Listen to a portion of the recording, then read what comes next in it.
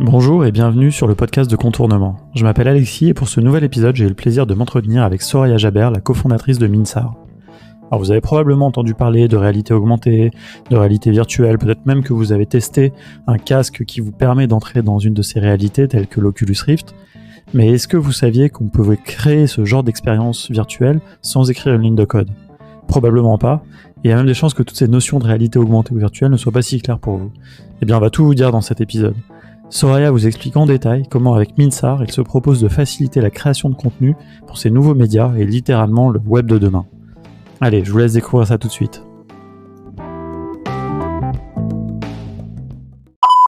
Bonjour Soraya, merci de prendre le temps de cette conversation pour le podcast de Contournement. Alors tu es la cofondatrice de Minsar, un outil de création d'expériences de réalité augmentée, de réalité virtuelle. Tu vas nous expliquer un petit peu la différence aussi entre tout ça.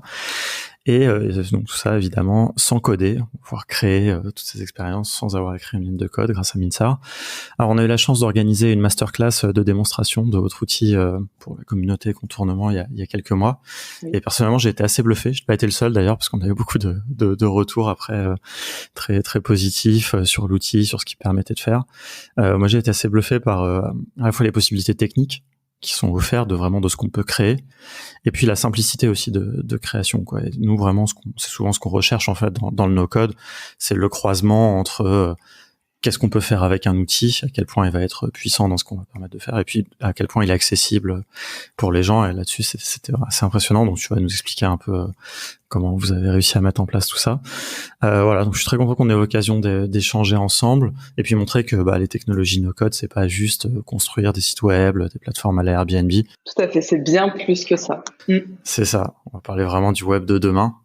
Il y a plein de choses, j'ai écouté un petit peu des conférences où tu as intervenu, il y a des notions de spatial computing, que je crois que vous évoquez, des choses comme ça qui sont assez passionnantes, donc tu vas nous raconter tout ça, un peu parler de votre feuille de route, l'aventure entrepreneuriale, bref, on va évoquer tout ça dès maintenant. Et avant toute chose, je te propose de commencer par te présenter. Oui, bien sûr. Déjà, merci beaucoup Alexis pour l'invitation. Je suis ravie d'intervenir dans ton podcast. Donc, je m'appelle Soraya Jaber. Comme tu as dit, je suis la cofondatrice avec Thomas Nigro de l'application Minsar. L'entreprise s'appelle Opuscope, mais aujourd'hui on communique uniquement sur le produit, donc Minsar, la plateforme. L'aventure entrepreneuriale a commencé été 2015 et la création d'entreprise début 2016. Donc mon parcours, justement, j'ai un parcours vraiment complètement atypique, pour le coup. J'étais pas forcément prédestinée à monter une entreprise. Donc moi j'ai fait un bac scientifique option histoire de l'art, et à la base je devais faire un peu des études de médecine. C'était un peu la feuille de route qui était tracée pour moi. Je devais faire médecine et c'est ce que je voulais faire. Et c'est en terminale en fait que je me suis rendu compte que cette option histoire de l'art que je faisais était en fait vraiment ma matière préférée, et que au final ma véritable passion c'est l'histoire, l'art, la création, la créativité. Et du coup, j'ai intégré en fait l'année d'après, donc c'était en 2013, une licence d'histoire de l'art à Paris 1 Panthéon-Sorbonne. Donc voilà, on s'est dit très loin de la création d'entreprise, la gestion d'entreprise, ou même des nouvelles technologies. Donc il s'est passé pas mal de choses. En fait, en parallèle, je travaillais au Musée des Arts Décoratifs de Paris, donc en job étudiant, surveillance, accueil. Et en fait, moi, j'avais l'habitude d'aller depuis toute petite, toutes les semaines, tous les mois, de façon très régulière, dans des institutions culturelles. Et je me suis rendu compte vraiment au cours de ma licence et en travaillant dans des musées que, en fait, on était vraiment une sorte d'élite, de vraie minorité. Vu qu'il y a un chiffre qui m'a vraiment marqué, c'est que même pas 10% de la population française se rend plus d'une fois par an dans un musée. Je me suis dit, mon Dieu, il faut vraiment faire quelque chose. Il faut que les personnes soient plus sensibilisées à notre patrimoine, à la culture, et même plus que ça, en fait, à la créativité. Donc, il va ensuite déboucher sur Minsar. Et c'est en fait été 2015, du coup, avec mon meilleur ami Thomas, qu'on a eu cette idée, en fait, de réinventer, en fait, les moyens d'accès à l'art et l'histoire par les nouvelles technologies. Donc, quand je parle de nouvelles technologies, on parlait donc de réalité virtuelle, que je venais de découvrir, réalité virtuelle et réalité augmentée. Donc l'ambition était double, c'était vraiment sensibiliser un nouveau public, le jeune public aussi, qui est adepte des nouvelles technologies et pas forcément des lieux culturels, et pouvoir enrichir en fait ces institutions culturelles par les nouvelles technologies. Et donc vraiment l'origine en fait de l'entreprise, d'Opuscope, c'était ça. C'était vraiment dans un secteur, et on a très vite compris en fait que la problématique, c'était pas uniquement un secteur pour l'utilisation de ces nouvelles technologies. Donc la réalité virtuelle, oui, du coup la différence. Qu'est-ce que la réalité virtuelle? Qu'est-ce que la réalité augmentée? On ne sait pas encore forcément bien la différence. En fait, la réalité virtuelle, c'est vraiment le fait d'être en immersion dans un nouvel environnement. Donc on va mettre un casque de réalité virtuelle, et on va pouvoir se balader en fait dans un environnement reconstitué par ordinateur. C'est-à-dire qu'on est coupé de notre environnement. Au contraire, la réalité augmentée, on va aller vraiment augmenter notre environnement, augmenter notre réalité en ajoutant du virtuel. C'est-à-dire qu'on n'est pas coupé de notre environnement. Donc aujourd'hui, la réalité augmentée qu'on connaît le plus, c'est celle permise par les smartphones et les tablettes, donc avec la caméra qui est allumée et qui va permettre de reconnaître l'environnement pour les appareils vraiment compatibles. On va rentrer un peu plus en technique, mais ARKit, ARCore est donc capable de comprendre l'environnement et d'ajouter du contenu de façon spatialisée. Et on a enfin les paires de lunettes de réalité augmentée ou réalité mixte, un terme peut-être que vous qui nous écoutez avez déjà entendu. Donc la réalité mixte, en fait, je me base souvent sur le spectre en fait de Reality Virtuality Continuum, qui a été théorisé en 1994. Donc ça fait un moment maintenant. C'est pas un nouveau terme comme on peut penser. Et en fait, ce spectre va d'une extrémité donc de notre environnement physique, c'est-à-dire réel, perçu, sans technologie, et l'autre extrémité du spectre, c'est la réalité virtuelle, complètement virtuelle. C'est-à-dire qu'on est complètement coupé de notre environnement. Et si vous voulez, cet appareil de réalité mixte, c'est un petit peu cet appareil ultime qui, à terme, permettra de couvrir tout ce spectre. C'est-à-dire une paire de lunettes, en fait, qui permettra une totale immersion, qui permettra d'ajouter de plus en plus de virtuel dans l'environnement jusqu'à être en totale immersion. Et aujourd'hui, les prototypes qu'on a sur le marché, c'est le Microsoft HoloLens, le Magic Leap, bientôt les paires de lunettes Nreal. Je ne sais pas si tu connais non, Alexis. Ça, j'avoue, je ne connais pas. Ils sont pas encore sortis commercialement. Aujourd'hui, c'est juste un dev kit. Et c'est un petit peu le concurrent du coup version chinoise. Donc c'est une entreprise chinoise qui développe donc sa paire de lunettes pareil, de réalité augmentée, réalité mixte, très prometteur dans le sens où le form factor est plus proche du consommateur final. Ça ressemble vraiment à une paire de lunettes simple où on peut plier les branches. Enfin, c'est assez incroyable. À terme, ce sera connecté du coup à notre smartphone. Et pourquoi aujourd'hui on n'a pas vraiment d'appareil de réalité mixte comme il a été théorisé il y a plus de 20 ans, c'est qu'on n'a pas en fait l'immersion totale. Aujourd'hui, les champs de vision vont de 40, 60 degrés et ne permettent pas à l'utilisateur de rentrer en totale immersion dans l'expérience. Il faudrait à peu près 90, 120 degrés pour permettre une totale immersion. D'accord. Et avoir la possibilité d'être complètement, sur ce spectre, d'avoir soit juste des éléments donc qui se rajoutent sur ce qu'on voit autour de nous, jusqu'à être complètement coupé, quoi. Exactement. C'est-à-dire que dans un sens, ces lunettes qui, par exemple les HoloLens, peut-être qu'on reviendra un petit peu sur le matériel après, mais les HoloLens, on voit toujours à travers, quoi. Alors qu'il faudrait que pour aller au bout du spectre, qu'on voit plus du tout à travers et qu'on soit juste dans un environnement virtuel, si je comprends bien. C'est ça. En fait, c'est le field of view, donc le champ de vision qui devrait être plus important pour permettre par exemple, je sais pas, pour un cas d'utilisation dans l'immobilier. Disons que on est du coup avec notre HoloLens ou autre paire de réalité mixte. On voit la table, on voit notre environnement, on voit les personnes autour de nous. On va aller afficher du coup le parc immobilier. Pourquoi pas, je sais pas, le plan de la ville de Paris avec les appartements en vente, en surbrillance. Et en fait, on va pouvoir aller cliquer du coup vraiment avec les gestuels, avec les mains, on va pouvoir aller cliquer sur un bâtiment et cette fois entrer en réalité virtuelle, en immersion dans ce bâtiment. Donc là, c'est typiquement un cas d'utilisation qui permet donc de switcher en fait de cette réalité augmentée, donc cette réalité la salle avec une table, à une réalité complètement virtuelle où cette fois on se balade, on est en immersion dans l'appartement, en réalité virtuelle. Donc c'est un appareil en fait qui permettrait de faire les deux. Et c'est cet appareil ultime qui n'est pas encore là, mais qui qui arrivera. Qui arrivera. Voilà. Ok. Donc, ok, bon, ça, je pense que c'est assez clair. Alors, si on en revient justement à Minsar, Ouais. donc, vous, ça part vraiment de cette idée de produire des choses à destination des institutions culturelles, vraiment une expérience très, autour de ça, si je comprends bien. C'est là où on a commencé, exactement, au départ. Ça a très Et donc vite ça, c'est la évolué. société Opuscope.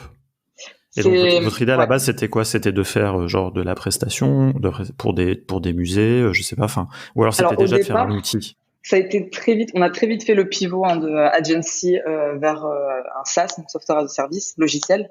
Donc voilà, immatriculation d'entreprise début 2016. Au départ, du coup, avec nos deux premiers partenaires, donc c'était mon université, Paris 1, et le musée des arts décoratifs où je travaillais. Et en fait, par le statut de Thomas, mon associé, qui est Microsoft Regional Director. Donc en fait, c'est en gros le statut le plus haut de consultant Microsoft, donc Corp, produit. On a pu être justement une des premières entreprises en Europe à avoir les Microsoft HoloLens. Avant Microsoft France. Donc on a pu vraiment commencer à itérer sur l'appareil, à comprendre tout le potentiel, à se dire qu'on est vraiment au tout début de cette techno, et c'est déjà très prometteur, 2015, 2016, le Microsoft HoloLens. Et on s'est dit, on a très vite compris qu'au final, les challenges hardware allaient être résolus dans les prochaines années, que tous les constructeurs, tous les gros constructeurs, les GAFAM, travaillaient dessus, investissaient déjà des milliards en R&D chaque année pour ces nouvelles plateformes, et que le prochain challenge, qui est à peu près en fait le même challenge qui s'est posé au début des années 2000, c'est que la création de contenu pour ces nouvelles plateformes allait être compliquée, et était déjà compliquée à l'époque. C'est-à-dire que en 2015 et encore aujourd'hui, d'ailleurs, si on veut créer une expérience qualitative ou même une petite expérience sur ces nouvelles plateformes, donc nouvelles plateformes, je parle donc des casques de réalité virtuelle, par exemple les Oculus Go, Quest de Facebook, les HTC Vive, les Microsoft HoloLens, donc la paire de lunettes de Microsoft, et tous les autres, Magic Leap, etc. Ça allait nécessiter en fait vraiment de la programmation assez complexe, assez poussée. Il faut être développeur 3D, pas développeur web, mais c'est vraiment de mathématiques et de la physique assez poussée, qui fait que au final l'expérience, une fois qu'elle est réalisée, coûte cher. Ça coûte cher à produire. Ça coûte cher, ça prend du temps, et on n'a pas on n'avait pas à l'époque, et c'est vraiment c'est pour ça que très rapidement on a compris en fait que ce potentiel, cette technologie, elle n'allait pas être utile uniquement à un secteur. Évidemment, la plus-value est absolument incroyable dans le secteur culturel, dans le tourisme, mais au final, les mécaniques derrière, qui sont des mécaniques de jeux vidéo, c'est emprunt aux jeux vidéo, et pour créer ces expériences de réalité virtuelle, réalité augmentée, aujourd'hui on utilise des moteurs 3D, on utilise Unity 3D, on utilise Unreal Engine, qui sont des moteurs 3D de jeux vidéo, donc complexes à créer des expériences dessus. Et on a compris qu'au final, les mécaniques derrière pour mettre en avant, par exemple, une salle muséale, c'était exactement la même chose dans le retail. Au final, mettre en avant une statue, c'est la même chose derrière si on veut mettre en avant une voiture. On va aller rajouter des informations contextuelles, rajouter des vidéos, des points d'intérêt qui vont permettre de créer une expérience engageante, immersive pour l'utilisateur final. Et donc, 2016, on avait commencé le secteur culturel. Et en fait, très rapidement, justement parce qu'on s'est positionné un petit peu comme référent en réalité mixte en France, vu qu'on avait les Microsoft HoloLens et tous les autres appareils, et déjà une belle équipe. On a commencé du coup à faire du consulting en fait pour les grands groupes, pour les corps enseignants, que ce soit l'Université Paris 1, Panthéon-Sorbonne ou autres. Et pour permettre de comprendre en fait en quoi ces nouvelles technologies allaient permettre de être un petit peu, tu vois, la next step en fait, peu importe le secteur, que ce soit dans l'éducation, parce qu'au final, les études montrent en fait que quand on vit une expérience de réalité virtuelle, ça s'enregistre comme un souvenir que l'on a vécu. Donc ça permet une mémorisation beaucoup plus importante. Ça permet vraiment de mieux mémoriser tes cours, de mieux mémoriser une expérience. Donc la portée pédagogique est absolument incroyable. Donc premier point, culture éducation. Dans l'immobilier, permettre et là on l'a vu avec le Covid également, permettre la Covid, c'est du mal à le dire, de visiter des parcs immobiliers en réalité virtuelle de chez soi. Au final, tout le monde est enfermé de chez soi. Les cas d'utilisation sont absolument incroyables. Et on a compris dès 2016 Et on avait vraiment voilà des clients qui venaient de un peu partout, qui souhaitaient utiliser ces technos dans leur core business. Et on s'est rendu compte que au final, nous, le moteur qu'on avait commencé à développer en interne pour créer facilement ces expériences pour nos clients, on s'est dit mais autant en faire une solution clé en main pour nos clients, parce qu'au final, ils demandaient à peu près tous la même chose. C'était les mêmes mécaniques derrière, c'était permettre d'importer différents types de contenus, tu vois, des vidéos, du son, du texte, des modèles 3D, et pouvoir animer le tout pour créer une expérience, que ce soit retail, tu vois, faire ta boutique en ligne de chaussures, proposer directement depuis ton site internet, de visualiser les produits en 3D et voilà, d'acheter des animations, etc. Et c'est là qu'on a commencé, donc été 2016, à développer la plateforme qui s'appelait à l'époque Holostoria, mais je vais arrêter de vous perdre avec tous les noms, c'est Minsar. Pour retenir un mot maintenant, c'est Minsar. Et voilà, et à l'époque uniquement sur Microsoft HoloLens, mais on avait dès le départ l'ambition d'être vraiment cross-platform, et on savait que justement il fallait pas être loqué dans un écosystème, être enfermé dans un écosystème.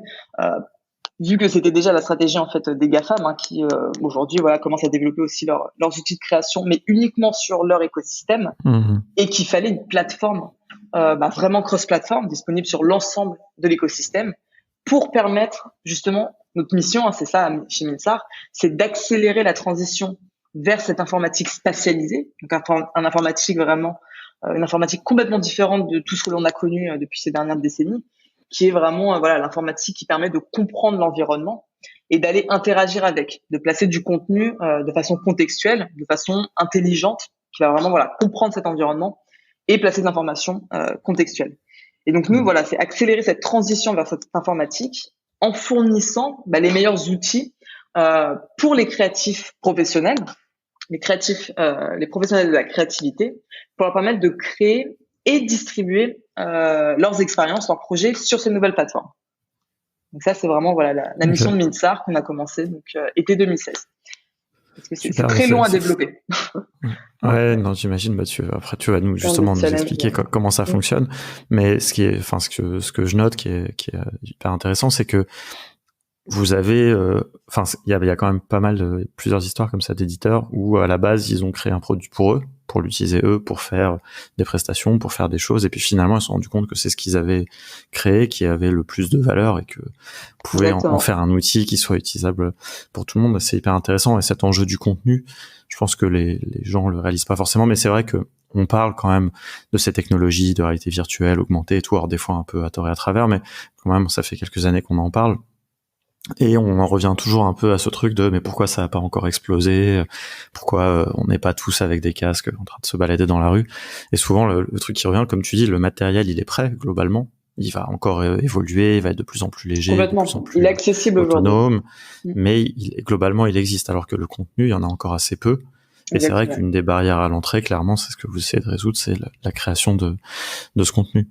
Et il y a un parallèle très intéressant, j'ai vu en fait dans une conférence où tu étais intervenu, où tu disais, ou je crois que c'est la personne qui t'interviewait d'ailleurs, disait ça, que vous étiez un peu le WordPress de la réalité virtuelle. Oui, tout à fait. Et j'ai trouvé ça intéressant parce qu'après, quand t'expliquais, c'est vrai que c'est le même enjeu, quoi. C'est-à-dire aujourd'hui, moi je considère, et beaucoup de gens considèrent comme vous, que c'est un médium du futur, enfin qui commence de cette autre réalité, tout comme le web l'a été depuis les années 90, et dans les années 2000 tout le monde a commencé à avoir accès au web. Par contre, avait accès en lecture, j'ai envie de dire, on pouvait consulter le web. Par contre, très peu de gens pouvaient produire des sites, mettre des choses en ligne, c'était compliqué. Enfin, moi je suis développeur, j'ai commencé à apprendre justement dans ces années-là, et WordPress a un peu résolu ça, quoi. Après, je trouve que c'est une comparaison, sans faire le nerd du no-code, mais enfin ce que je suis malgré tout.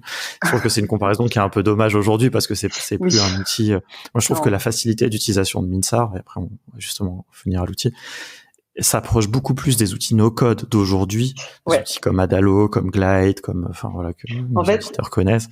Vraiment, c'est je trouve que ça serait une comparaison plus valorisante pour vous. Mais cette ergonomie que vous apportez, quoi.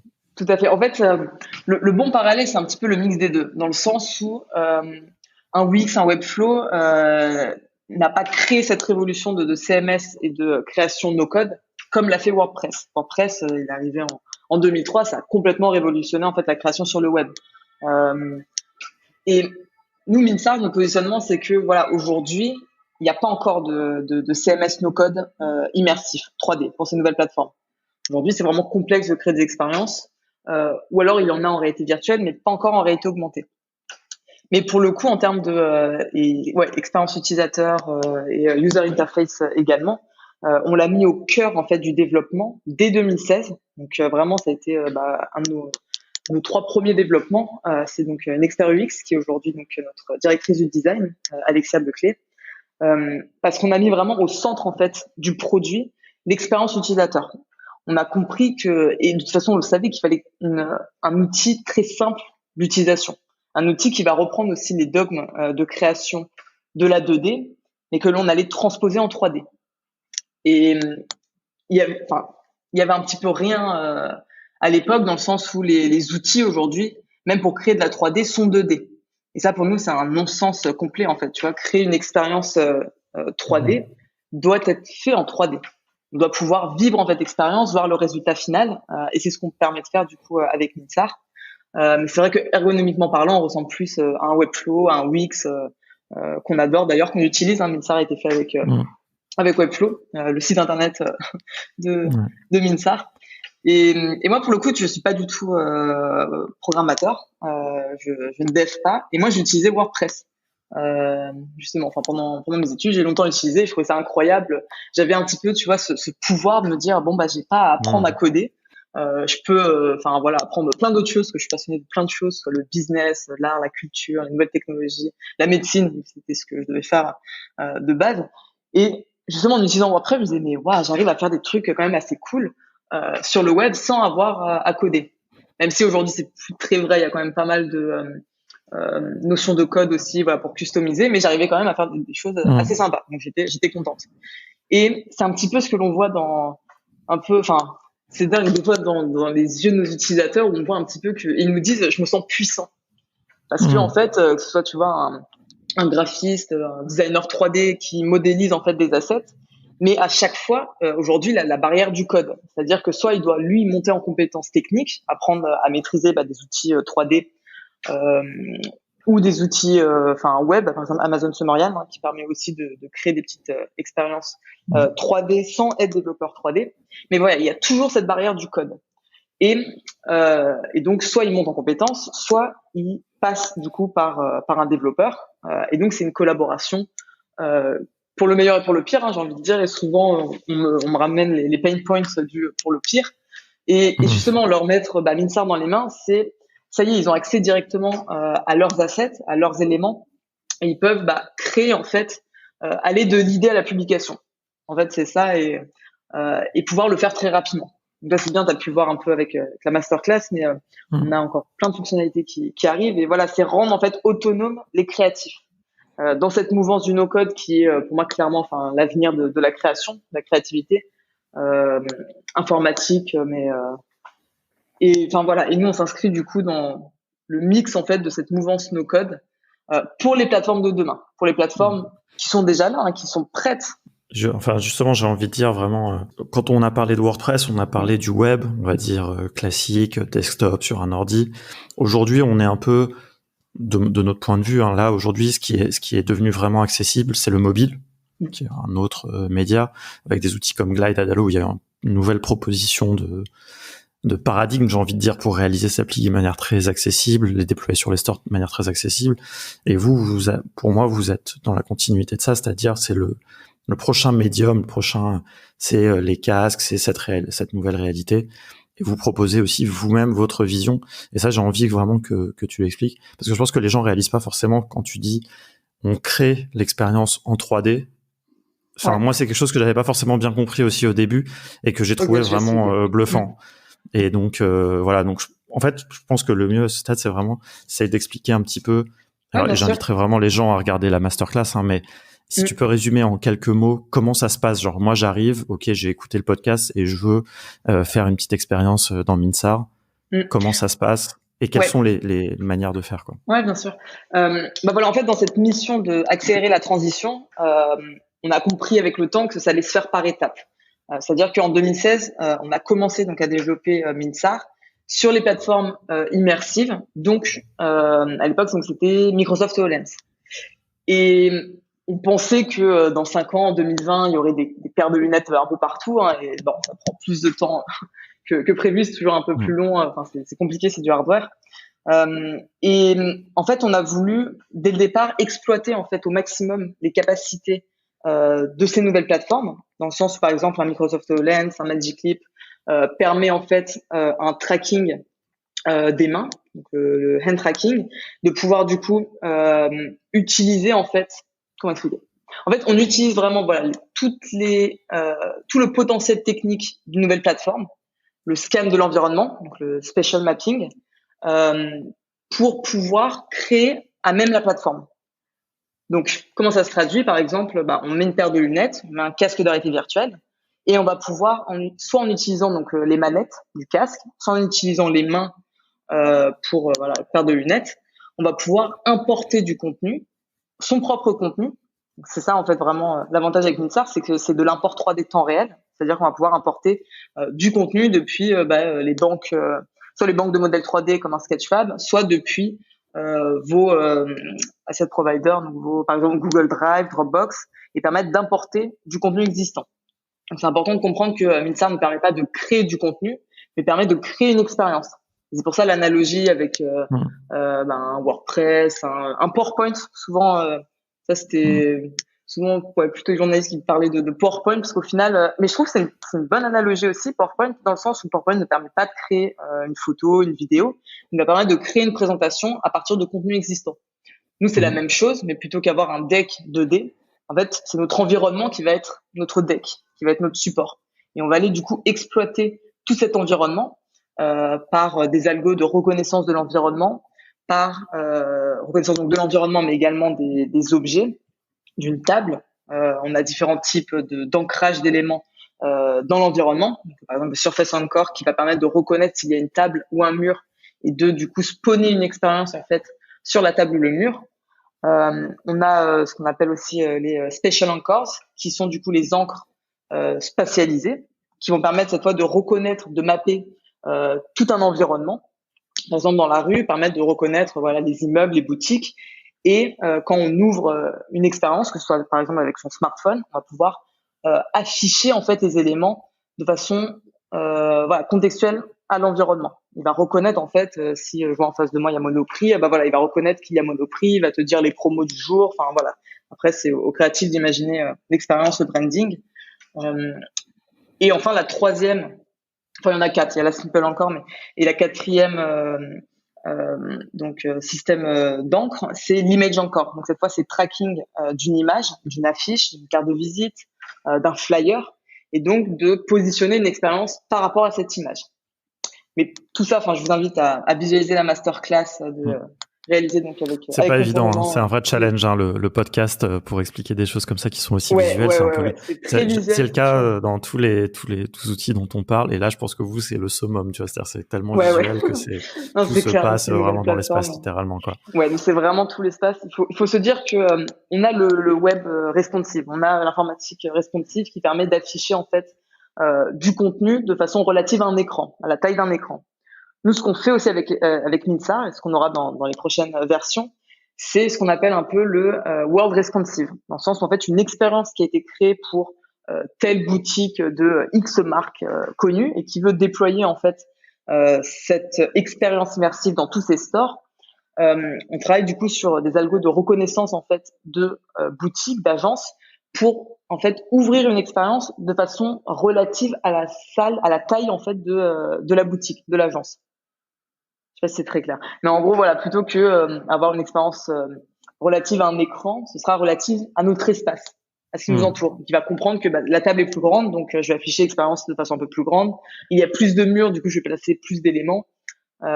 Voilà. Et tout ça, du coup, est vraiment relatif à cette informatique spatialisée où on a reconnaissance de l'environnement. Et mais c'est passionnant. Enfin, c'est le défi et les challenges des prochaines décennies. Et voilà.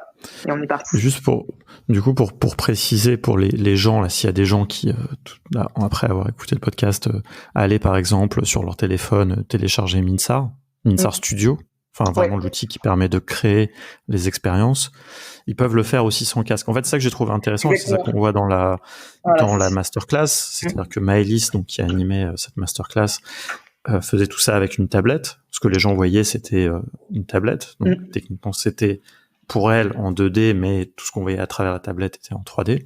Mais ce qui était difficile à montrer dans la masterclass, mais que vous proposez, c'est qu'elle aurait pu porter un casque HoloLens et faire toutes les manipulations avec ses mains. Et là, vraiment, là, on n'est plus sur un écran tablette, on est vraiment, et ça, j'ai trouvé ça très, très impressionnant parce que c'est pas que vivre l'expérience qu'on peut faire en 3D, c'est la créer aussi. Exactement. C'est la créer et c'est la rouvrir, en fait, sur notre plateforme.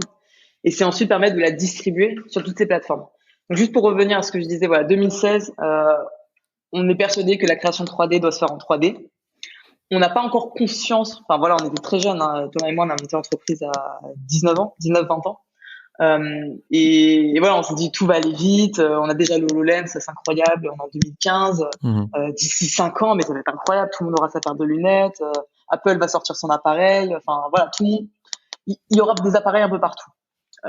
C'est pas encore complètement le cas, ça va prendre un peu plus de temps, mais au final c'est pas plus mal dans le sens où en fait ce sera transitoire et c'est ce qu'on a commencé du coup à faire en 2018. On a compris que ça allait prendre plus de temps pour que chacun ait sa propre paire de lunettes en fait, et que ça allait passer par le mobile, par le smartphone, et que le marché était déjà là, que les frameworks en fait de réalité augmentée sur les smartphones, tablettes étaient de plus en plus performants. Donc là, c'était à l'époque du, je sais plus c'était quelle série, donc iOS, mais voilà, aujourd'hui, on a plus maintenant les capteurs lidar sur iOS, on a une super réalité augmentée permise donc par les smartphones, et justement le marché, la population est équipée déjà de ces appareils. Donc, on a compris en fait que ça allait être essentiel de développer aussi une version de Minsar sur ces plateformes, de rendre accessible la création et la distribution. Et au départ, on l'a fait pour la distribution. On a itéré du coup avec nos partenaires, et clairement, la création à partir d'un casque est tellement plus simple, et tellement plus immersive et intuitive, dans le sens où en fait, ce que l'on perd avec un smartphone ou une tablette, on perd la 3D, on perd la profondeur. C'est plus un élément, c'est plus un head mounted display. On a du coup, c'est un écran 2D qui exploite du coup la caméra et des algos pour comprendre l'environnement et créer une expérience 3D sur un écran 2D. Donc, c'est plus compliqué d'appréhender l'existence, et donc la création, donc la manipulation, l'import des assets et la manipulation dans l'environnement se fait de façon beaucoup plus naturelle en 3D, parce que du coup, c'est directement avec nos yeux. Mais pour la distribution, pour visualiser l'expérience, c'est hyper intéressant de pouvoir la distribuer sur les smartphones et les tablettes pour permettre justement au plus grand nombre, à l'aide d'un QR code, à l'aide de reconnaissance d'une image, d'un environnement, d'ouvrir une expérience de réalité augmentée. Et donc c'est en 2018 qu'on a commencé du coup avec nos partenaires en fait à développer une version pour iOS et Android. Et c'est ça en fait qui est absolument incroyable avec Minsar, c'est que quand tu commences à créer, Maëlys par exemple pendant sa masterclass, qui crée du coup sur un iPad, et après elle a pu rouvrir son expérience sur un Microsoft HoloLens ou sur un Magic Leap et continuer à éditer l'expérience. En fait, ce qu'on permet de faire, c'est créer l'expérience une fois et la déployer n'importe où et la rouvrir n'importe où. Parce que on a eu plusieurs clients utilisateurs qui, par exemple dans le secteur immobilier, de l'immobilier, qui déploient en fait toutes leurs expériences sur le HoloLens 1, et quand il y a le HoloLens 2 qui sort, ils veulent du coup proposer leur expérience, leur parc immobilier sur ce nouvel appareil. Mais en fait, l'agence à qui sont allés voir pour créer cette expérience, l'agence est obligée de refaire en fait l'expérience pour HoloLens 2. Pas refaire complètement, mais ça nécessite des nouveaux développements. Et c'est pareil, il y a encore pire si on veut passer, tu vois, d'un Microsoft HoloLens à un Oculus. Qui est un Oculus, en plus un casque de réalité virtuelle. Mais par exemple, Magic Leap, qui est le concurrent direct de Microsoft HoloLens. Je sais pas si tu connais, si tu as déjà testé. Si, alors j'ai jamais testé, mais ça fait longtemps qu'on en entend parler. Enfin, moi, honnêtement, à ce stade, je savais même pas si c'était déjà sorti ou pas, Magic Leap, parce qu'on en parle un peu aussi comme un produit. Ouais. On sait pas s'il va finir par sortir un jour. Il est sorti. C'était plus un proto que commercial. Il y a eu quelques petits couacs qu'on peut voir. A priori, c'était un peu décevant par rapport à la promesse qui était vraiment le côté magique. Mais bon, ce sera mieux dans les prochaines années. Ouais, mais voilà, mais que ce soit en Magic Leap ou en Oculus, quand on crée son expérience, un créatif, il a envie de pouvoir partager son expérience un peu partout. C'est ce qu'il peut faire aujourd'hui quand il crée une vidéo, il va pouvoir la partager un petit peu partout, un site web, parce qu'on a des standards.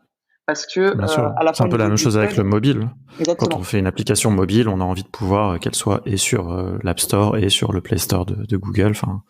Et dans le mobile, on a de la chance dans le sens qu'il y a une espèce de convergence et chance, je sais pas d'ailleurs, mais que deux plateformes. Alors qu'aujourd'hui, on est beaucoup plus tôt dans l'histoire de la réalité augmentée. Donc, comme tu dis, il y a une grosse fragmentation. Il y a peut-être sûrement des standards qui vont apparaître, ou il y a aussi des boîtes qui vont disparaître. Plein de choses qui vont bouger, quoi. Oui, complètement. Ça s'active, que ce soit trouver des standards en fait au niveau de la création, de la programmation, OpenXR par exemple, ou au niveau aussi du développement, donc avec WebXR, qui est du coup le consortium web, mais pour permettre de cette fois ouvrir une expérience de réalité augmentée ou réalité virtuelle directement sur le web.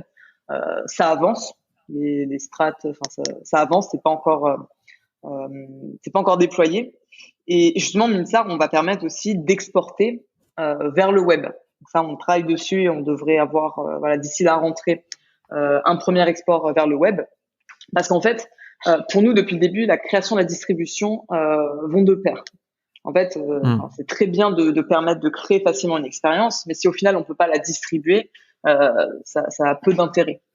Donc, on a commencé aussi à développer XRView, qui est du coup une visionneuse d'expérience XR disponible sur, pareil, toutes les plateformes, donc iOS, Android, mais également Lens, Magic Leap, Oculus et Nreal. Aujourd'hui, c'est toutes les plateformes donc on va pouvoir supporter.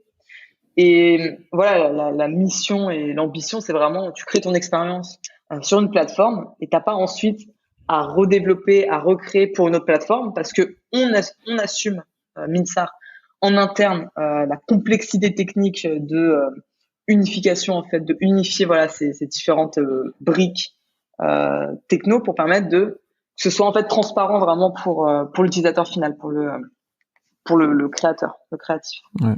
Pour qu'il puisse j'ai quelques questions. Je pense qu'on a pas mal compris là, on fait le tour du truc. Je pense que c'était clair. J'espère que les gens qui écouteront aussi trouveront ça aussi clair. Le mieux, c'est encore une fois, je renvoie c'est ça, à la fois voir la masterclass. Je pense que c'est un bon moyen de découvrir sans être tout seul face à son application. Et puis après d'essayer de créer une petite expérience. Ça reste toujours le meilleur moyen. Vu qu'on est disponible sur smartphone, sur iOS, sur Android, sur nombreux appareils qui sont compatibles maintenant.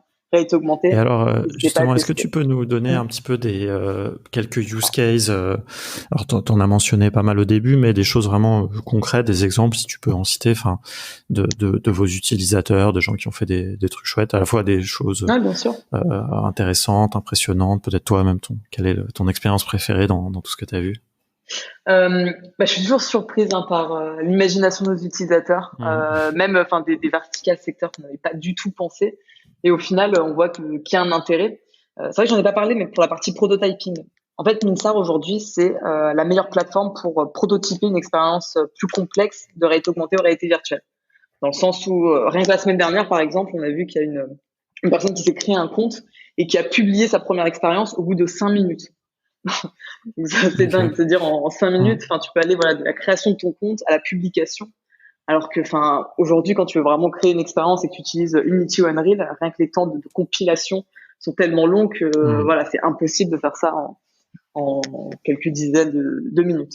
En termes de use case, un des derniers, parce que nous, pour le coup, niveau timing, c'est un peu mal tombé. La levée de fonds est très bien tombée parce qu'on a levé, du coup, 3 millions en fin d'année dernière. Donc, juste avant ces différentes crises, c'était un très, très bon timing. Par contre, la commercialisation au mois de mars, mauvais timing du coup. Donc on a eu pas mal de contrats annulés ou décalés. Mais juste avant, justement, une semaine avant le confinement, une des dernières expériences publiques qu'il y avait eu avec Minsar, c'était avec un de nos clients qui s'appelle Miyume. Je sais pas si tu connais, mais en fait, ce sont les leaders du packaging cosmétique. En gros, ils créent, les flacons le packaging pour les flacons de parfum, ils bossent avec L'Oréal, avec Sephora, etc. Et ils utilisent en fait Minsart pour créer en fait un packaging plus immersif en réalité augmentée. Donc par exemple avoir la boîte en fait du flacon ou même un flacon et reconnaître du coup la marque et afficher une expérience de réalité augmentée.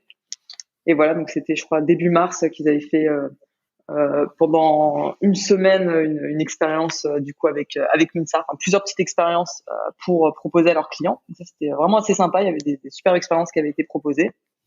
En ce moment même, il y a donc c'est avec Invaluable et Sotheby's. Je sais pas si tu connais Invaluable, qui est du coup la plus grande marketplace comment on appelle ça, auction. De vente aux enchères. Exactement, voilà, de vente aux enchères.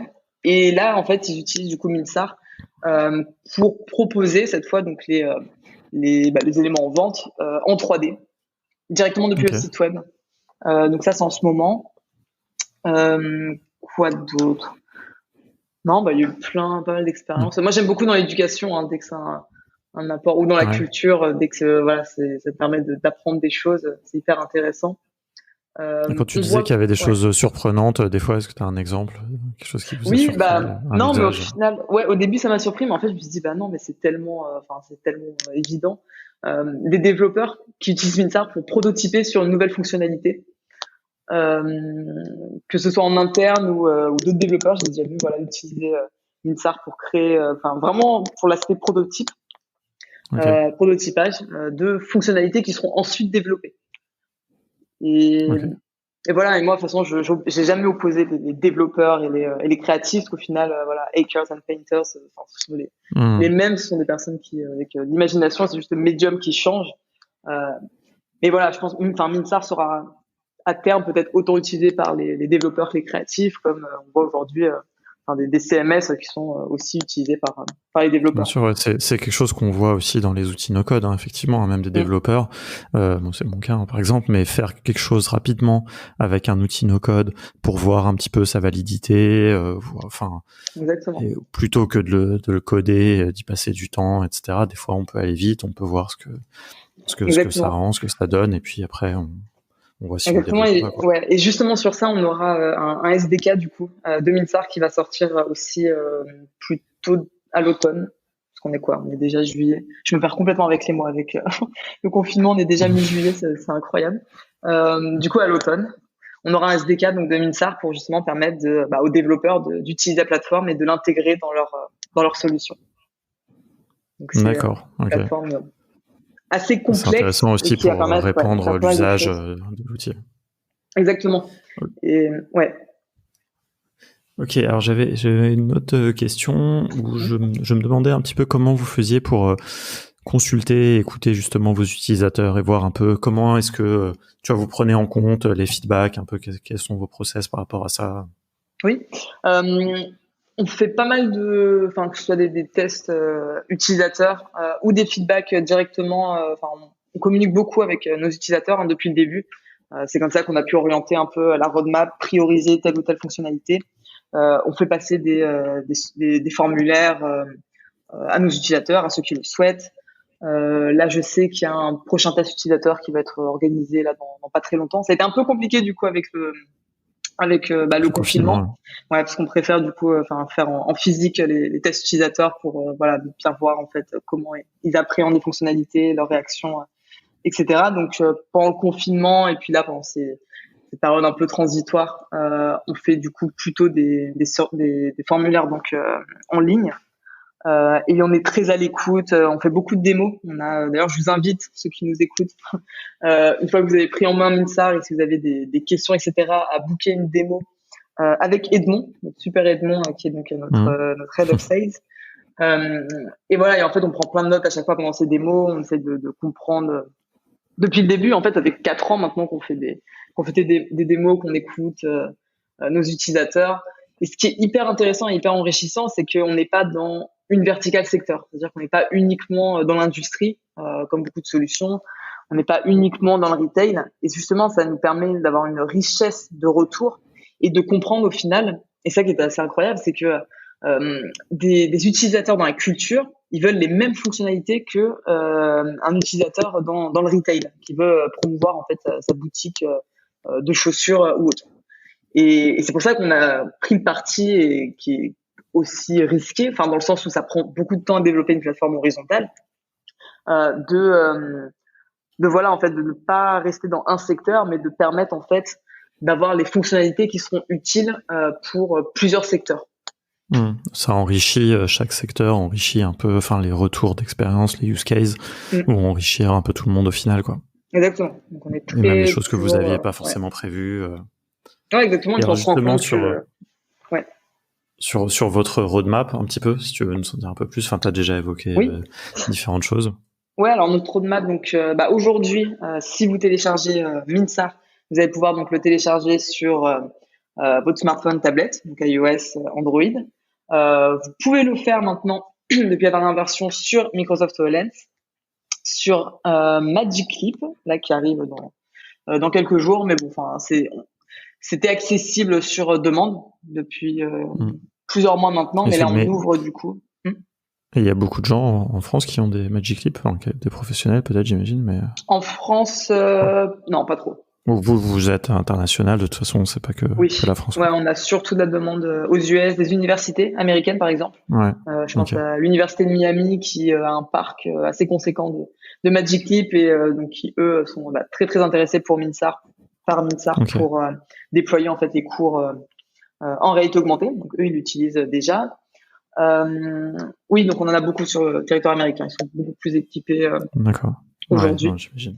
C'est vrai que c'était compliqué avec ce qui se passe encore aujourd'hui. Enfin voilà, pas mal de partenaires, de clients qui voient leur activité un peu arrêtée du jour au lendemain avec chômage, beaucoup de chômage. Enfin voilà, c'est un peu compliqué. En termes de roadmap, on va supporter. Si, il y a une super fonctionnalité donc on va faire pas mal de communication à la rentrée, c'est l'export vers Spark AR. Donc, qui va permettre en fait d'intégrer ton expérience créée avec Minsar sur les réseaux sociaux de Facebook. Donc ça, c'est énormément demandé parce qu'on travaille avec pas mal de marques sur Instagram, d'influenceurs qui veulent en fait partager leurs produits, leurs concepts en réalité augmentée dans leur story Instagram. Donc ça, on a vraiment beaucoup de demandes là-dessus. Et on a l'export là qui va arriver en bêta là en fait cette semaine, la semaine prochaine. Donc ça, vous allez pouvoir l'utiliser. Donc Spark AR. On aura également SnapLens, donc qui est du coup l'équivalent pour Snapchat. Surtout l'export web. Là aujourd'hui, on peut afficher une expérience assez simple, mais on se donne comme défi pour avoir à la rentrée du coup cet export sur le web. Et on sera du coup la première plateforme identifiée en fait qui permet en no code de créer une expérience de réalité augmentée, réalité virtuelle et de l'exporter vers le web. Donc ça, c'est un peu notre objectif depuis le début, c'est de massifier en fait la distribution des expériences. Aujourd'hui, on peut le faire. En termes d'accessibilité pour les gens, juste à avoir ouvert son navigateur pour vivre l'expérience. Là, ouais, c'est incroyable. C'est l'intégrer directement depuis ton site internet, pas avoir à télécharger une application, parce que ça, justement, c'est un retour qu'on a beaucoup eu, qui est que nos clients ne veulent pas en fait avoir à faire télécharger en fait une expérience à leurs utilisateurs, notamment au secteur de la pub. On bosse avec pas mal d'agences justement qui s'occupent de créer des campagnes publicitaires de marques, etc. Et ils veulent que ce soit sur les réseaux sociaux, soit directement intégré site web.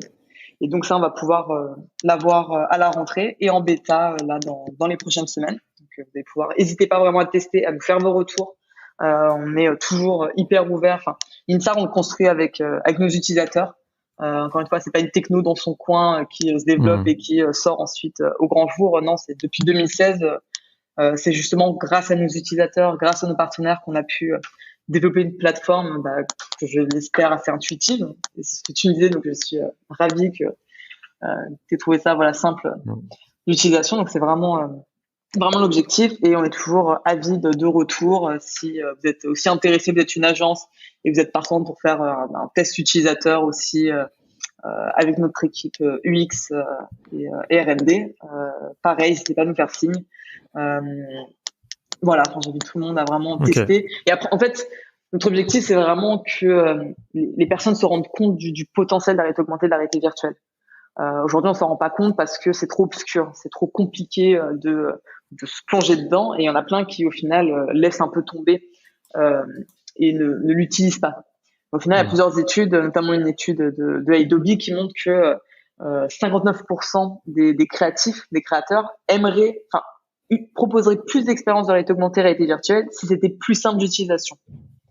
Donc c'est assez énorme et ça montre aussi notre marché assez incroyable qui est le marché de la créativité informatique, mergé avec du coup ces nouvelles plateformes d'informatique spécialisée.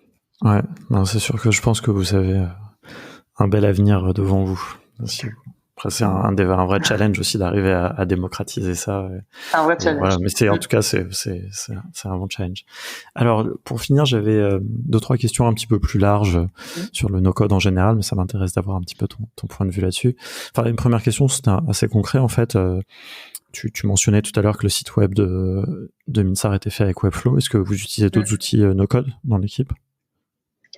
On utilise beaucoup. Je n'ai pas tous en tête. On utilise Zapier, par exemple. On utilise Notion. On est grands fans du début de Notion. C'est assez incroyable comme plateforme. Ça permet de faire tellement de choses. Ouais, c'est clair. On utilise vraiment beaucoup. On utilise Miro. On a utilisé Gantt pendant un moment. Airtable. D'ailleurs, on l'intégrera aussi dans Minsar. Pareil aussi, n'hésitez pas à nous faire vous qui écoutez, vous qui utilisez ou allez utiliser Minsar, à nous faire aussi vos retours de fonctionnalités que vous aimeriez voir dans Minsar. Notre objectif, c'est vraiment d'être intégré dans l'écosystème. Ouais, ça c'est hyper intéressant. C'est bien que tu le dises justement comme tu l'affiches comme une volonté. Je pense que tout ce qu'on voit vraiment dans l'écosystème no code, c'est tous les ponts. Typiquement Zapier, c'est un outil qui ne sert que à faire des ponts, mais il y en a plein d'autres. Tout se développe avec chacun ses spécificités, etc. Mais nous on trouve ça assez passionnant. Mais c'est vrai que dans Airtable, par exemple, il y a un bloc qui permet de visualiser des objets 3D. Exactement, ouais. Et moi honnêtement, j'avoue, j'ai jamais vraiment su quoi en faire. Oui, et puis c'est pas leur cœur de métier. Quand tu disais ça. Ouais, c'est ça. J'ai toujours trouvé que ça venait un peu comme un cheveu sur la soupe, j'ai envie de dire. Mais bon, pourquoi pas. Mais vous, c'est quoi votre idée c'est pas trop utile. Avec Airtable? En fait, ce qu'on permet de faire avec Minsar, c'est d'importer du contenu existant, d'importer des flux de contenu aussi. Pourquoi pas un flux de Twitter directement dans ton environnement 3D. Et là, avec Airtable, on a eu justement, des utilisateurs qui nous ont demandé qu'ils aimeraient bien pouvoir importer en fait directement leur tableur dans leur expérience de réalité augmentée. Mais les fichiers, par exemple. Ouais, c'est ça, les fichiers, pouvoir les afficher ensuite en 3D. Ok. Non, mais c'est intéressant parce que ça a un sens et ça donne du coup du sens au bloc d'Airtable qui permet d'afficher des modèles en 3D parce que là, je peux imaginer si j'ai une expérience Minsar à faire, par exemple, une expérience réalité virtuelle augmentée, que je vais tout organiser avant même de lancer Minsar, je vais tout organiser mes fichiers, etc. dans Airtable. Je suis un grand fan d'Airtable, donc toute ma vie se trouve dans Airtable. Et là, je pourrais mettre mes assets, etc. Et si je peux le connecter avec Minsar, ça a du sens parce que si je peux mettre tous mes assets dans Google Drive, par exemple, ça vous le ferez déjà. Mais sauf que je vais pas pouvoir mettre des infos, je vais pas pouvoir, alors que si je peux faire un tableau où je mets et le fichier et puis quand est-ce que je dois utiliser, je sais pas, mettre du texte, exactement. Là, ça a du sens que dans Airtable, grâce au bloc qu'eux proposent, je pourrais aussi visualiser mes assets 3D, quoi. Et pas juste voir le nom du fichier. Donc, là, tout ça me paraît cohérent. Tu vois, là, on a un espèce d'écosystème qui c'est ça, on est vraiment un peu, souvent on nous appelle un peu la brique manquante de l'écosystème qui permet en fait, d'unifier, tout ce qui permet déjà de créer, mais de l'utiliser en fait pour en faire une expérience immersive, interactive. Et Airtable, par exemple, c'était pas forcément, on n'y avait pas forcément pensé, et c'est justement plusieurs utilisateurs qui nous en ont fait part et qui aimeraient bien le voir. Donc, on sait que c'est dans la roadmap, et ensuite, encore une fois, c'est un ticket qu'on accélère ou pas, qu'on priorise ou pas dans la roadmap de développement.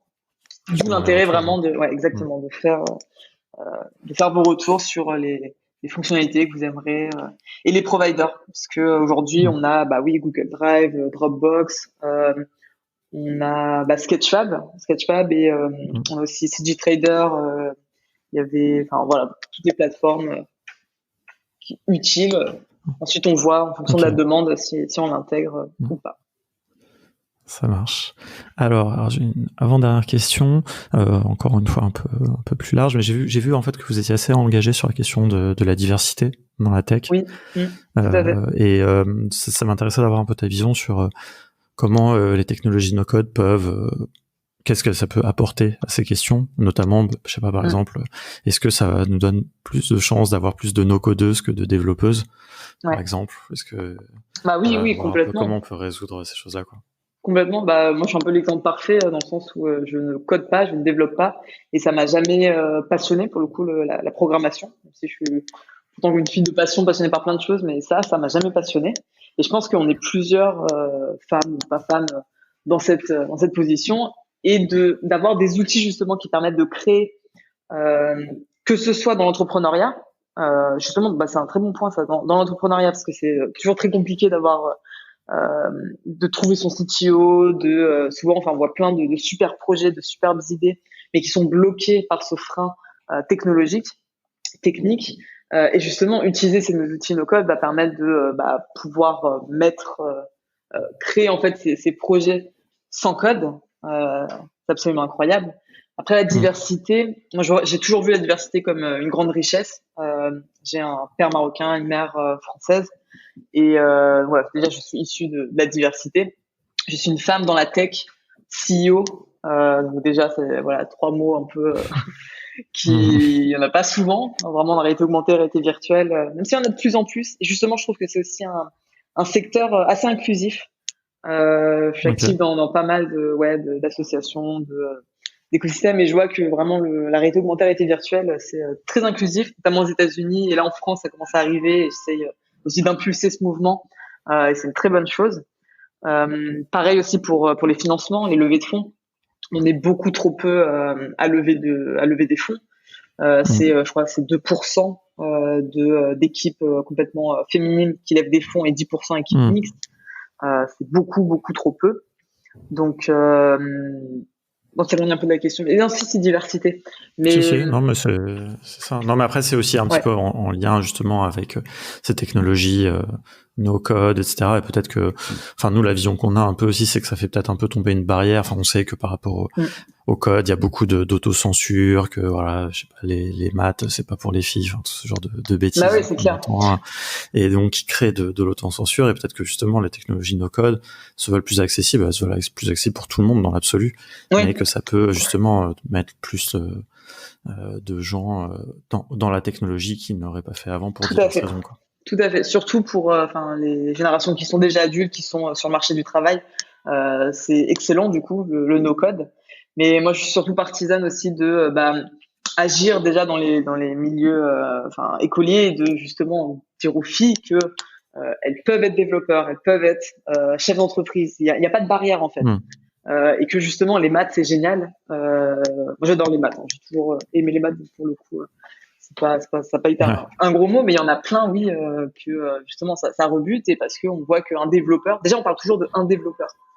On met toujours en fait au masculin un peu l'informatique, les informaticiens, les codeurs, et justement ça va aussi passer par là, c'est de s'identifier, permettre aux filles en fait de s'identifier dans des figures féminines qui sont dans la technologie, qui sont porteurs aussi de projets dans ces nouvelles techno, soit dans la deep tech, la réalité augmentée, la réalité virtuelle, l'intelligence artificielle, la blockchain, tous ces mots on comprend pas forcément, mais les rendre accessibles et permettre de créer des nouvelles vocations, de nouvelles filières.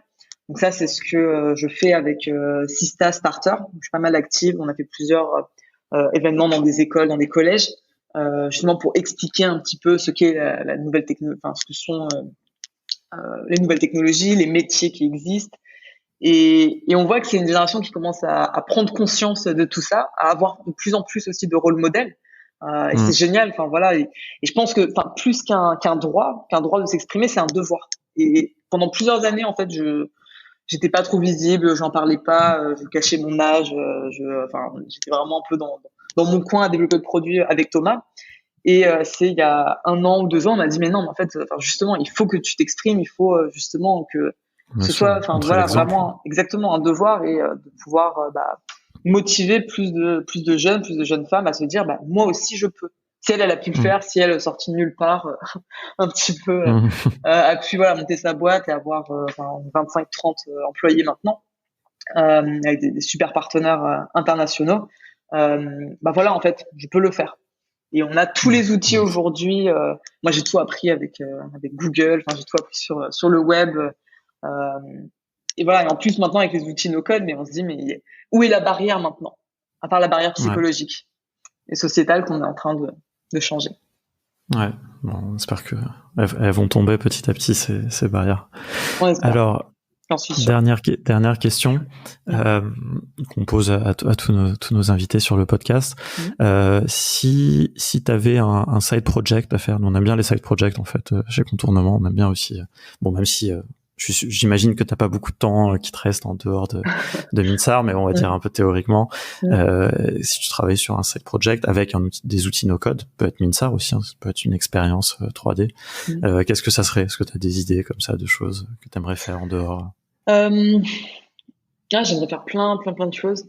Je pense que justement, pour continuer sur ces problématiques de société, mais aussi climatiques, ce serait en fait créer des expériences qui permettent de mieux comprendre, de mieux sensibiliser en fait à ces enjeux sociétaux, environnementaux, de comprendre l'intérêt de justement de pouvoir, de prendre nos responsabilités. Et je pense justement avec la réalité virtuelle, la réalité augmentée, le fait qu'on peut mieux comprendre, mieux appréhender, mieux être sensibilisé à une cause, ce serait clairement faire des expériences en AR/VR, du coup avec Minsar, hein, parce que je ne code pas, avec Minsar, et voilà, et créer des expériences pour mieux sensibiliser à des causes qui me tiennent à cœur. Que ce soit la culture, j'ai déjà fait, mais aujourd'hui, vraiment pour l'environnement. On se rend compte que l'avenir est pas très beau. Ça, effectivement, ouais. Non, mais si la technologie peut aussi apporter à ça, justement, je pense que c'est important. Elle doit, ouais.